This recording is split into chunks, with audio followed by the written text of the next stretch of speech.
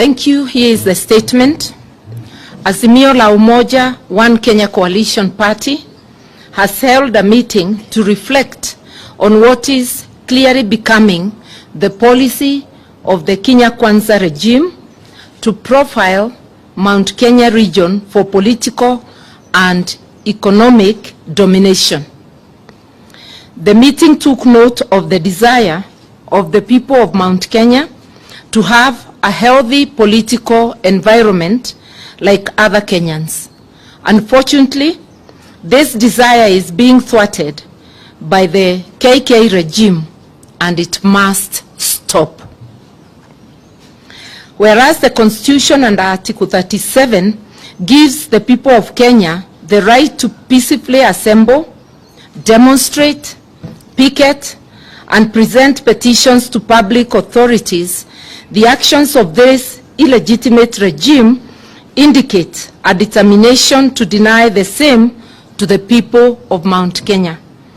We saw this during the questioning of Minor Jenga at the DCI on the 25th of May this year, and the subsequent court appearance in Nakuru.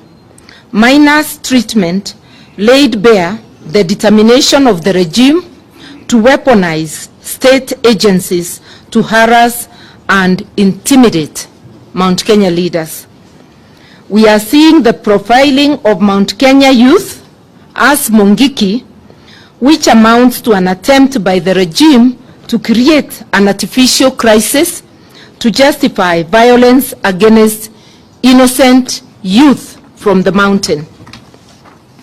It is our position that profiling of Mount Kenya youth will not solve the problems facing this regime. It will only derail the healing process. It will equally not help the Mount Kenya youth overcome the many challenges driving them into despair.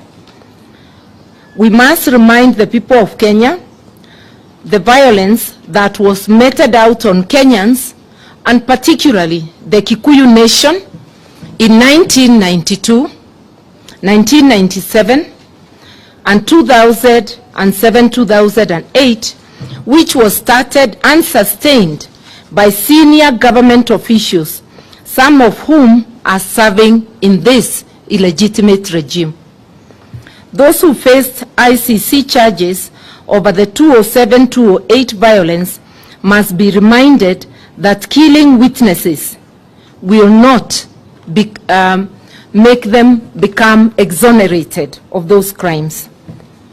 Further, we wish to remind the people of Mount Kenya that the attempt to target, isolate, and finish established leaders and political parties of the region has happened before with grim consequences.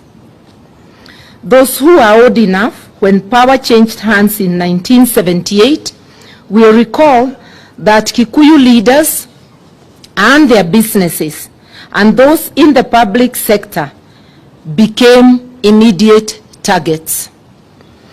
The community witnessed a massive effort to cut down and humiliate its leaders, like the late James Gishuru, Njoroge Mongai, Bio Koinange, Waroro Kanja, Bernard Hinga, who was a commissioner of police, and Mwai Kibaki.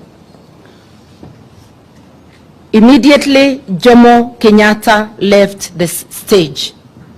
Mwai Kibaki was to later become the most transformational leader the nation has ever known.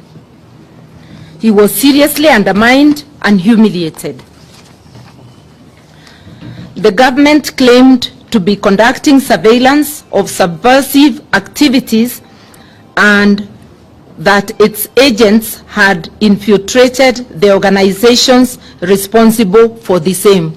This claim, like today's claim about the resurgence of Mungiki, is but an excuse to start harassing and suppressing any political activity or reorganization in the mountain region. Then as now, the state-sponsored political attack dogs to ensure Kikuyu ensure that Kikuyu leaders who could command national constituency, like Kibaki did at the time, did not rise.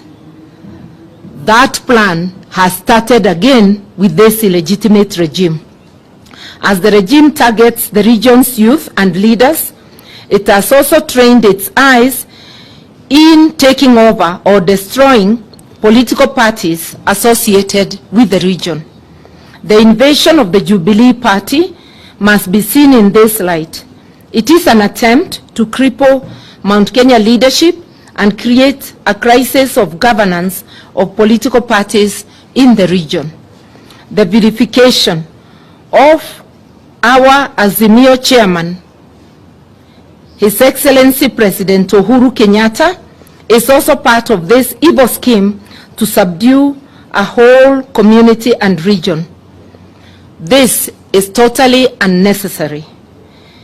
Chinua Achebe once said, remarked, when did the rain start beating us? And we are asking, when did the rain start beating the mountain region?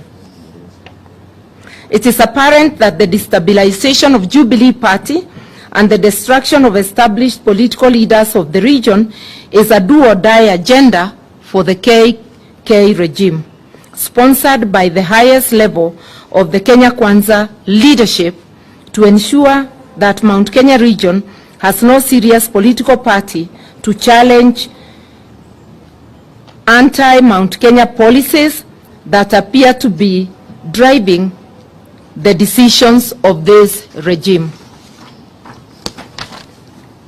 Many of the tax measures contained in the finance bill currently before Parliament are unreasonable and clearly directed not only at the nation, but particularly at Mount Kenya businesses. The proposed turnover tax is basically a tax on assets whose primary objective is to impoverish the mamambogas, bodabodas, and other vulnerable Kenyans struggling to make a living in these difficult economic circumstances. The majority of these businesses, small businesses, are owned largely by men and women of the mountain region. I will invite my colleague, Honorable Kioni, to read the conclusion.